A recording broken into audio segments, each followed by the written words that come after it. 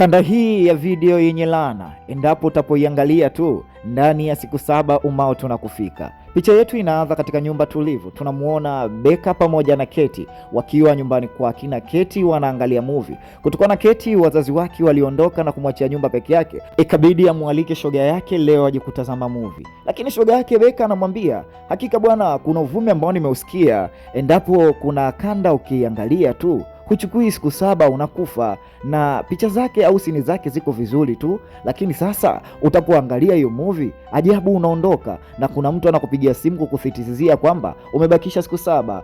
Keti akamwambia, mbona mimi na Joshi tulivyoenda kule Mountain 12 tuliangalia hiyo movie tukiwa na marafiki zetu, sasa isiwe na mimi nimebakisha siku chache tu. Jambo hilo Keti likamshtua na likaanza kumtia wasiwasi. Akamwambia, niliangalia na hapa nilipo nimebakisha siku 1 tu. Beka akamwambia, bwana, hakuna kitu kama hiko. Hizo ni story tu ambazo watu wanaziweka, ama story ambazo watu wamezitunga. Ni mambo ya kutishana. Keti akawa na uoga na wasiwasi mkubwa ndani ya nafsi yake. Akamwambia, mara nyingi huaga nasikia simu na hiyo simu inaniambia kama nimebakisha siku 7. Beka akamwambia, uweza akawa mtu ambaye anakutisha. Mara ghafla saa na simu inaita. Sasa Keti alienda kuchukua hiyo simu kusikiliza kama atambua vile, lakini kumbe walikuwa wazazi wake na Keti wamempigia simu na sio huyo mtu ambaye alisemekana. Lakini hapa anarudi Keti kuangalia TV, anakuta TV ambayo ilizima imejiwasha yenyewe, na akaona bora achomoe fuse kubwa ili madi ile TV isifanye chochote. Lakini hapa mara ghafla akaona maji ambayo anatoka bafuni kwenda kuangalia nini ambacho kinaendelea huko, na mwisho wa siku akimuita Beka na Beka akawa aitikii wala aseme kitu cha aina yoyote. Keti kwa uoga na taratibu akiwa na nyata, na hapa alipofungua alikuta ile TV ikiwa imewaka. Sasa tunatoka hapo moja kwa moja tunarudi katika kipindi hiki. Hapo tunamwona Aidan.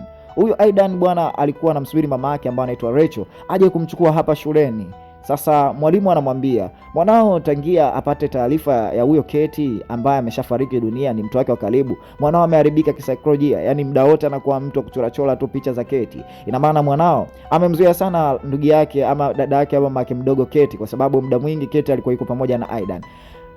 Mama mtu Rachel akamwambia, si unajua tena mdogo wangu alikuwa anampenda sana mwanangu, kwa hiyo sasa mapenzi yake yote alikuwa hapo kwa mwanangu, kwa hiyo ndio maana mwanangu sasa hivi amechanganyikiwa. Mwalimu akamwambia, angalia hizi picha ambazo mwanao anazichora, zote zinaonyesha mapenzi yake yeye na huyo Keti. Akamwambia, ni hivyo, lakini sasa tuendelee. Rachel akawa anamrudisha Aidan nyumbani, na hapa ndani ya gari akamwambia, mwanangu, hakika hakuna ambaye anajua kesho, na kifo huja tu mara moja, na yule kama alikufa amekufa tu bahati mbaya, lakini wewe hufi leo wala kesho kutwa. Kwa cha msingi utulie. Na kesho ilipofika katika jiji hili tulivu, alimchukua moja kwa moja Aidan kwenda kwenye kumbukumbu za Keti. Sasa hivi binti ameshafariki dunia. Aidan alikuja kutoa salamu zake za mwisho, na hapa alikutana na mama yake na Keti ambao ni Lucy, na baba yake huyu hapa. Ni watu wao wa karibu sana kama familia, waliongea vizuri, wakasalimiana na wote wakatakana pole. Lakini sasa Rachel, jambo hili lilikuwa linamsononesha, jambo ambalo lilikuwa linampa mawazo sana. Kwa nini Keti afe? Na kifo chake kilikuwa cha ajabu.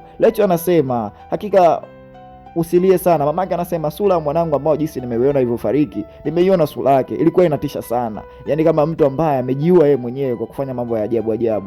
Mama kwa roho ya huruma analia, na Rachel jambo hili akaona asio kweli, akaanza kufanyia upelelezi kwa mashoga zake wa karibu na hubibie. Wote wakawa wanamwambia, bwana, hakika tulisikia kwamba ameangalia video yeye na Joshi, na huyo Joshi ambao bwana yake Keti walikufa wote siku moja, kwa sababu kuna video ya mkanda ambao aliangalia, na video hiyo unapoangalia tu na ambao imebakia siku 7 waliona kama masiala, lakini wote watatu walikufa siku moja. Sasa upande wapo tunamwona Jordan, yeye kama kuna vitu anavisikia ama kuna vitu ambavyo anavihisi katika hii ngazi, lakini moja kwa moja alikuja mpaka chumbani huku, na hapa mara ghafla alisikia kama kitu kimemtembelea, lakini hakuwa chochote, bali alikuwa mama yake. Sasa hapa kuna michoro ambayo Keti aliiacha na Rachel akawa anaipitia, lakini sasa hizi picha anakuta za tofauti sana, na ikabidi aendelee kufuatilia na namna gani. Lakini kuna picha za mwisho ambazo Joshi pamoja na Keti walipiga, na akaona mpaka ile sehemu ambayo inaitwa Shanty Mountain 12 ambapo walienda kula bata, na akaangalia. Lakini sasa kitu cha ajabu, anaona zile picha za wale watu wanaangalia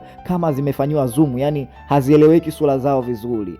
Akaangalia akasema, sehemu yenyewe ni Shelter Mountain Inn, acha kwanza niende nikafuatilie nini ambacho kinaendelea kutokea ama nini ambacho kimekuwa. Dada akajikuta anavutiwa na kufanyia uchambuzi ama uchunguzi swala la Keti ambalo lote limetokea mpaka Keti mauti umemfika. Dada alitoka hapa moja kwa moja na baada ya kufuatilia baadhi ya magazeti akakuta hawa watu wote ambao walikuwa wanasoma shule moja ambao ni Joshi na Keti pamoja na Scott wote wamekufa muda mmoja, yani saa 10 kamili. Yani wote wamekufa saa 10 kamili. Keti amekufa saa 10 kamili, Joshi amekufa saa 10 kamili pamoja na Scott na Jack wote wamekufa saa 10 kamili. Sasa akaendelea kuvutiwa na kuendelea kufuatilia, na moja kwa moja akasema hapa nishapata hivi, na akaenda moja kwa moja Shenandoah Mountain kule ambapo aliona zile picha wamepiga. Akamwambia bwana, ni vijana wangu wanafunzi ambao walikuja hapa. Akamwambia sawa, naomba unipe kile chumba ambacho wamekiingia. Mchizi kamwambia hamna shida, ndo hapa Shenandoah Mountain na tuliwaona wiki 2 zilizokuja. Lakini kumbuka hapa hakuna network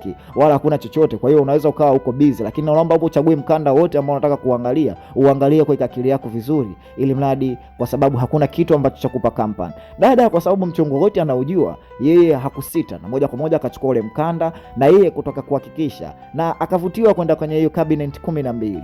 Basi alipoanza kuangalia hii hili nyumba, na mwisho siku akachukua ile tepu ya ule mkanda akaanza kutia vitu vya ajabu, anaanza kuviona, lakini haoni kitu kibaya, mara vitu vina yani kuna vitu tu vya ajabu, yani ambacho kama mtu ameweka siri fulani ama kitu fulani mtu ambacho anataka na kujulisha, yani kwa ishara ama tunasema ni password, yani vitu vimeandikwa humu kwa siri sana, yani kama kuna mtu anataka siri. Lakini mara ghafla naye anasikia simu, ile simu kupokea, anaambiwa amebakisha 7 day. Dada akaona kumbe yale yote ambayo nimeyasikia ni kweli, na kama simu hii inasema imebakisha siku 7 za kuishi. Basi dada akaona isiwe shida. Mara ghafla TV ikajiwasha ikajizima, na akaangalia akasema aise, hii video nilichoambiwa kumbe si cha uongo. Akatoka moja kwa moja katika ile hoteli na kurudi kule nyumbani kwao alipotokea. Leo ni siku ya kwanza ambayo ni Alhamis, ambayo na yeye akachukua picha kwanza kujipiga, lakini picha zake zote zinatoka kama zimezumiwa, yani sura yake inaanza kubadilika. Sasa akabidi amwambie bwana wake, ambao bwana wake anaitwa Noah, mkaji wangu, mume wangu, nakupenda sana, lakini sasa naona nimepiga picha na kipindi nafuatilia ile swala la Keti, kwa nakuta picha zangu hazitoki vile vile kama mara kwanza jinsi kwa natoka. Basi na jamaa akaanza kumpiga demu wake ili mradi ajue kweli demu wake anachokisema, na mwisho wa siku akamwambia bwana, sikiliza, kama tumeshana jamaa anakangangania akataka kuangalia ule mkanda. Akamwambia utakufa. Akamwambia leta huo mkanda niangalie. Na baada ya mchizi kuangalia ule mkanda, wakasubiri zile simu akasubiria, lakini hapa simu zile haikupigwa. Mara walikakaa wakaanza kuongea. Akamwambia bwana, sikiliza, inaweza kaa tu story, na kama story basi hamna shida, twende tukautoe kopi huu mkanda ili mradi tuangalie tunafanyaje. Lakini kipindi ambacho wanataka kutoa kopi, wanakuta ule mkanda unajihesabu namba za ovyo, yani naenda mbele rudi nyuma, unaenda mbele rudi nyuma, unaenda mbele rudi nyuma. Dada akawa anashangaa na taaruki, I say, mkanda wa aina gani huu ambao namba zinaenda mbele? Hii leo ni Ijumaa, ni siku ya pili ya tukio lile. Dada alifanikiwa kutoa kopi bwana, na kutoa kopi hapa. Akamwambia bwana, mshikaji wangu, basi sawa, hamna shida, wewe chukua original, mimi nabaki na kopi hapa. Na original akamwachia bwana wake, na yeye akabakia na kopi. Akamwambia sikiliza, inabidi tufuatilie ile swala tujue namna gani tunalimaliza, la sivyo hatutapata ufumbuzi nani ambaye yuko nyuma haya maswala na nani ambaye alisababisha kila kitu. Unajua wenzetu hawaaminigi mpaka jambo leo watokee. Basi sasa kwenye jambo la kutatanisha, baadhi ya picha ambazo ziko hapa na nembo ambazo ziko tofauti za wale wahusika ambao wako humu ndani katika umkanda, wakawa wanaziangalia, na moja kwa moja mchizi hapa alibahatika, mara ghafla kuna dada anakuja anawaharibia maongezi yao wakiwa wanaangalia ile mchezo. Kwa hiyo ikabidi awavurugie, na Rachel akaaga, akamwambia bwana, hakika mimi naondoka, leo ni Saturday ambao ni Jumaa ngapi, Jumamosi hiyo imeshafika, nao hiyo ni siku ya 3, maana tukio kalianza Alhamisi ikafika Ijumaa, akatoa kopi, na leo Alhamisi. Sasa akaenda moja kwa moja kwa Becky. Picha inaanza tulimwona Becky pamoja na Kate wakiwa wamekaa. Sasa huyu ni kama shuhuda ambaye alikuwa na Kate siku ya kifo cha Kate. Akamwambia naomba nijue kitu gani ambacho kimetokea. Lakini neno la ajabu ambalo lilitoka katika kinywa cha Kate cha Becky, akamwambia hata wewe utakufa. Yani alipokufa yule dada na utakufa hivyo hivyo. Kwa sababu inaonekana utapoangalia ule mkanda kuna sura ya umauti ama sura ya kifo inakuwa ndani ya sura yako. Na dada hapa baadhi ya scene ambazo anataka kuprint, yani atoetoe kama alama, umeelewa, zikawa zinanasianasia. Lakini hapa kitu cha ajabu, aliona inzi katikati ya ile video, na alipomshika yule inzi ndani ya video alitoka kweli, na ghafla damu zikaanza kumtoka puani. Yani kitu ambacho yeye mwenyewe Rachel aamini kitu gani ambacho kinaendelea mpaka sasa hivi. Basi Rachel akajikaza, lakini mpaka sasa hivi uoga, na akajua kumbe haya maswala ni kweli yako serious. Leo ni Jumapili na leo ni siku ya 4. yatangia aambiwe umebakisha siku 7. Rachel akawa nafanya itikadi kubwa na itifaki ili mradi aendelee kujua namna gani anaweza kuchambua hili swala. Akaendelea kufuatilia na akamwona yule muhusika mmoja ambaye anaitwa Anna Morgan, ambaye alikaa katika kioo, naye si mwingine bali ni Anna. Lakini alipoangalia vizuri alimkuta mumewe na Anna ambaye anaitwa Richard Morgan. Kwa hiyo Richard Morgan na Anna Morgan, hawa wote ni mtu na mume wake ambao walikuwa wanaishi pamoja, na hawa kazi yao kubwa ni kuangalia farasi na mbio za farasi, yani watu ambao wanashughulika na mbio za farasi. Dada akaendelea kufuatilia na akaambiwa bwana, hakika huyo mtoto wao mmoja ambaye yuko katika hospitali ya vichaa huko, ama walikuwa na mtoto ambaye yuko katika hospitali za vichaa. Dada akaendelea kufuatilia vitu vingi, lakini na yeye akajikuta anafanya vitu vya ajabu. Baada andike bali akawa anamchora yule mtoto ambaye yuko katika ile picha. Leo ni siku ya 5 bwana. Huyu mchizi naye alitembelea supermarket hapa, maana kujiangalia vizuri na huyu dada kuangalia vizuri, wakaonana wote ni watu wa vifo, kwa sababu wote sura zao zilikuwa kama zimezumiwa, hazionekani vizuri. Dada jamaa anamwambia isee, unakaribia kufa, na yeye anamwambia hata wewe pia unakaribia kufa. Kwa hapa dada kidogo leo anajisikia vibaya, akanywa maji, lakini kunywa maji yale kuna hali ya tofauti ambayo inataka kumtokea Rachel. Mwisho wa siku anatoa nywele kubwa sana ndani ya kolomeo lake, yani nywele hiyo ikawa haina mwisho na ikamfanya Anna aone kumbe mambo haya yote ni serious. Akatoa nywele ndefu sana ndani ya kinywa, ataka kujigoa pale, lakini yote ni mambo mabaya. Na hapa akajikuta anatembea sebreni taratibu, na mwisho wa siku anamkuta mtoto mwenye nywele nyingi alipomshika mkono bila kujua kama ni ndoto, na anatoka katika ndoto nzito, na mwisho wa siku anajua kama haya yote alikuwa anaota. Na alipoamka na kataka kuangalia vizuri, na mwisho wa siku anajigundua kama alikuwa anaota. Basi Anna anapojiangalia mkononi anakuta alama ya kiganja cha yule mtu aliyomshika kiko mkononi mwake. Akaona aisee, hii si ndoto. Na anapotoka nje baada tukio lile kumtokea, anamkuta mwanaye anaangalia ile kopi. Ni kitu ambacho Anna kilimchanganya sana na kafanya changanyikiwe, na moja kwa moja akampigia yule Hunter akamwambia, bwana sikiliza mtu, hebu twende sehemu fulani tukaangalie. Na leo ni siku ya 6 ambao ni juma ngapi, ni Alhamisi ile ambayo alianzia. Kwa hiyo hapa Rachel amebakisha siku moja tu, lakini hapa wanaangalia michoro ya Kate na albamu yake yote ya Kate ambayo ameiacha. Hata huyu mchizi anamwambia, mimi na tumepishana siku moja tu, kama wewe utakufa kesho mimi nitakufa kesho kutwa, kwa hiyo inabidi mimi na wewe sasa hivi tuungane tufuatilie hili swala ili mradi tujue tunalimalizaje. Wote wawili wakafungamana na wote wawili wakataka kwenda kujua Anna Morgan anapatikana sehemu gani na huyo Richard Morgan anapatikana sehemu gani, ili mradi wajue kitu gani ambacho kinaendelea. Na hapa jamaa alimkabidhi baadhi ya karatasi na akamwambia, mimi karatasi ile Rachel nitapeleka mwenyewe. Wakagawana, huyu mmoja ndio huku akafuatilie katika hiyo hospitali ya Milembe ama hospitali ambao kuna taarifa za huyo Anna Morgan, na huyu mwingine aende kwa Richard. Kwa hiyo kipindi hapa dada anapita na alikuta nyumba kubwa yenye farasi, lakini hapa ajabu, kipindi anamshangaa farasi na kumchezea farasi, huyu alipata reaction ya ajabu sana na kuanza kufanya vituko kama jinsi alivyoona matukio yote yale ambayo ametokea katika kile kitabu, na ufarasi alifanya hivyo. Na farasi alipandisha hasira kama kuna pepo lilimuingia, na moja kwa moja akaanza kufanya vurugu na akavunja ile chemba ambayo anakaa yeye kwa kutulia, na moja kwa moja kutoka na kujitosa ndani ya bahari. Ndivyo wanyama wote walifanya, hata wale ambao walikuwa wanafuga Richard kipindi hiko kwenye hii story ninavyosema, wote wanyama walijitosa ndani ya maji na walipoteza maisha tu endapo pale Anna alipoangalia ama huyo mtoto wao alipoangalia. Na moja kwa moja alifika kwa huyu Richard, lakini Richard alikuwa yuko busy sana na kazi zake za kusafisha mabanda ya farasi. Akamwambia, bwana, kuna jambo ambalo nimekuja hapa kulichunguza, naomba pia unisaidie, maana kuna tepu tumeiangalia, lakini tepu hii kama inakupa wewe ishara kwamba kuna kitu ambacho inabidi ukijue ama ukitambue. Richard akamwambia, sikiliza, hakuna kitu kama hiko, wewe cha msingi mimi sijui mkanda na wala sina njoka. Lakini hapa cha ajabu, dada kwenye kuangalia anakuta ile alama ya kioo ambacho kipo ndani ya nyumba hii, na kile kioo ndicho ambacho anakiona katika zile scene. Anamwambia, sikiliza, hiki kioo nimekiona katika hizi script au hizi scene ambazo ziko vipande ya hii video ambayo mmerekodi, na sijajua hii rekodi imetokana kitu gani. Hata huyu bibi ambaye namuona hapa ameshika farasi, namuona hapo, namuona picha yake. Kwa hiyo sasa nahisi kama mkeo alikuwa anakupa ishara jambo fulani, inabidi ulijue. Mzee kangaka sana, akamwambia, wewe mimi sina mke. Na dada akamwambia vile vile, kuna mtoto wako? Akamwambia mimi sina mke wala sina mtoto, kwa hiyo tafadhali naomba uondoke, sina mke wala sina mtoto, mke wangu ameshakufa na mtoto wangu ameshakufa, kwa hiyo wewe tembea haraka sana. Dada aling'ang'ania sana, basi kuna jambo lolote ambalo limemtokea mwanao? Akamwambia hapana, wewe nenda, sitaki kujua. Lakini dada Rachel alitoka nje akiwa anaangalia, lakini hapa kuna mchoro ambaye mtoto wake aliuchora, ikabidi angalie nyumba hii vizuri, na nakumbuka mtoto naye pia aliangalia ile video. Kwa hiyo kuna jamii ama kuna kitu ambacho kinakutokea kama na wewe ni mhusika wa hii familia endapo tu utaangalia hii movie. Mtoto akaongea na mama yake, akamwambia mama, mimi nimechora tu, lakini angalia vizuri ramani hiyo utajua kitu gani ambacho kinaendelea. Ina maana hao walikuwa na mtoto. Sasa hapa mtoto wake anamjulisha mama yake kama kulikuwa na mtoto mwingine. Basi huyu mama alienda moja kwa moja mpaka kwa mama moja tu Grace.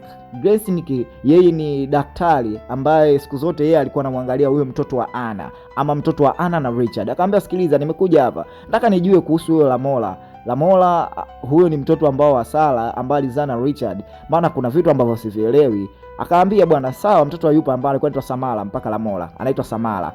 Na Samara alikuwa ni mtoto ambao wa ajabu, ambaye alikuwa hajulikani kama wapi katokea, na hapa watu wote kijijini walikuwa wanamshangaa, lakini sisi tulikaa naye na tukawa tunamwangalia ili mradi tujue yeye ana akili gani na maisha gani, na tulirekodi mkanda kwa ajili yake, kwa sababu yeye Samara alikuwa ana nguvu za ajabu, ama alikuwa na matukio ya ajabu ambayo yalikuwa hayawezi kumwacha mtu salama bila kuangalia vituko vyake.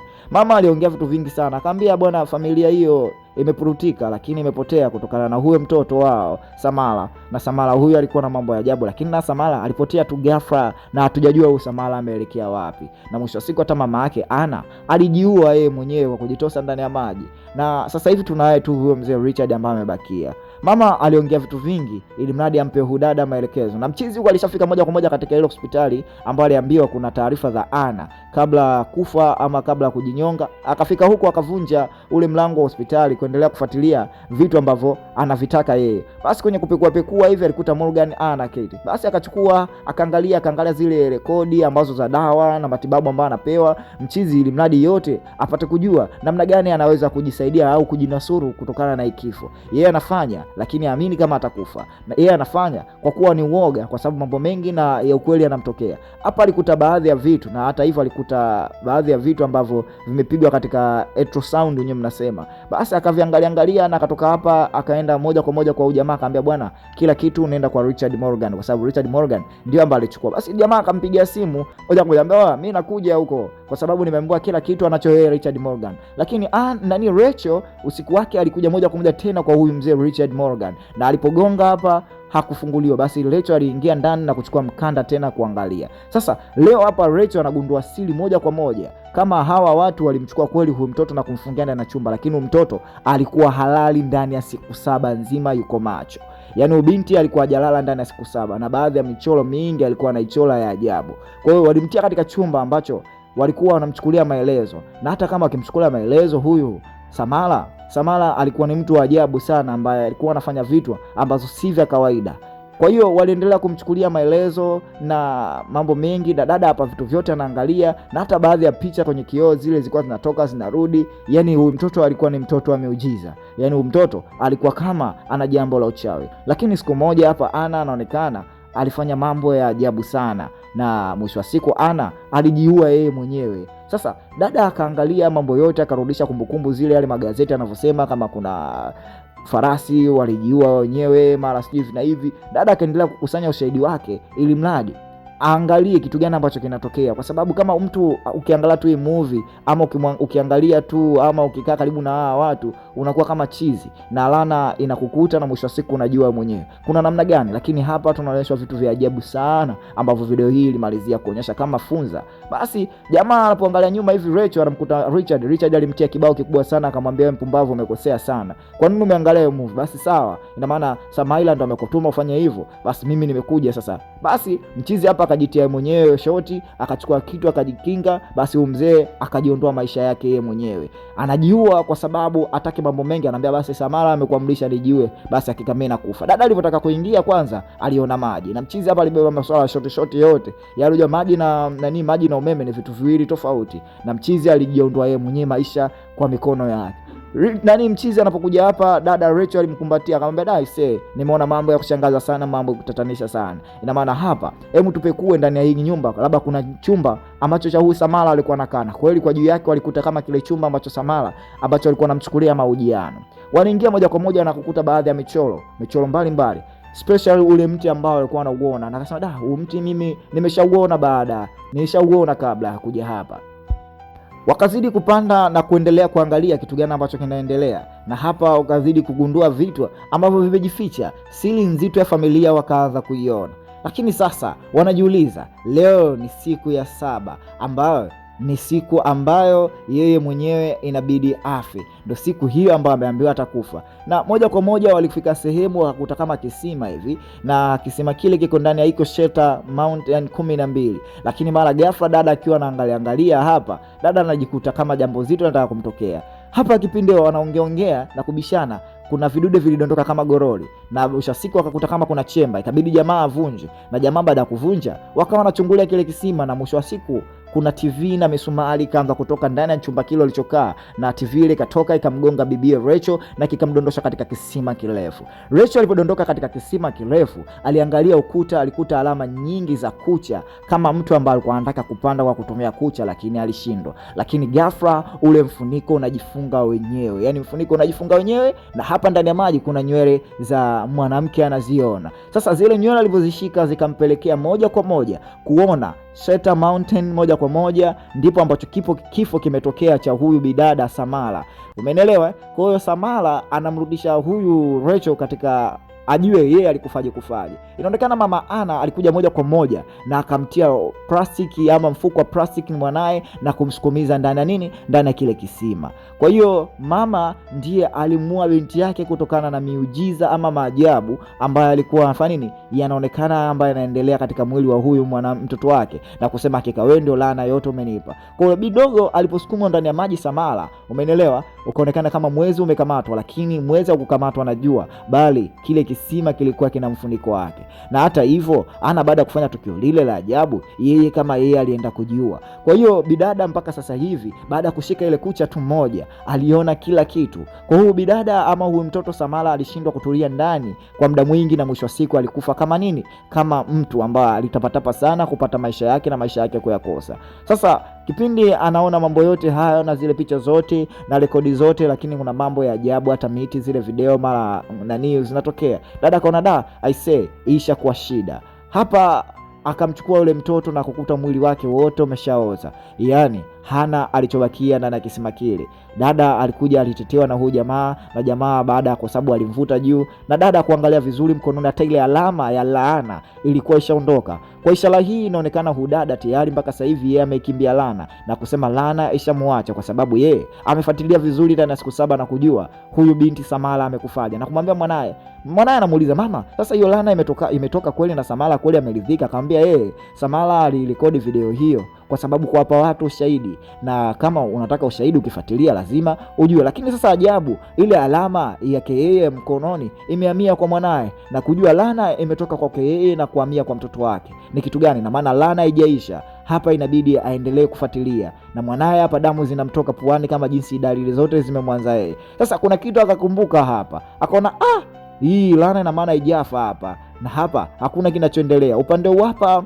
akawa anataka kumwahi huyu jamaa ili mradi amkute, lakini anamkuta huyu jamaa tayari ameshakufa, na Samala tayari ameshamuua huyu mchizi, kwa sababu yeye kuna jambo hajalifanya ama kuna jambo hakulitenda. Kwa hiyo alijikuta Samala anatoka tena ndani ya ile video na kuja kufanya mauaji. Angalia Samala anavotoka baada ya wewe kuangalia mkanda wake, na Samala ndio anaenda kufanya mauaji, na vifo vyenu vyote vinafanana. Dada alijikuta amechelewa na kulia sana kwa sababu amempoteza mtu ambaye anampenda, na akasema kumbe mimi nimefanya makosa na nimefanya makosa haya sikujua. Basi akachukua ule mkanda ambao yeye aliutoa kope akautia moto, na dada akasema kwa nini nimeponaje? Ikabidi arudishe akila nyuma na kujua kama yeye ile CD au ule mkanda aliutoa kopi. Hapa leo amepata wazo la kujua jinsi gani anaweza kumsaidia mwanae. Wanangu, msisahau kusubscribe, kulike, kucomment kwa movie kali kama hizi, na kama wewe kweli ni mdau wa picha kama hizi, basi hakika tutakuwa pamoja katika safari hii hapa pa Tam TV Recap.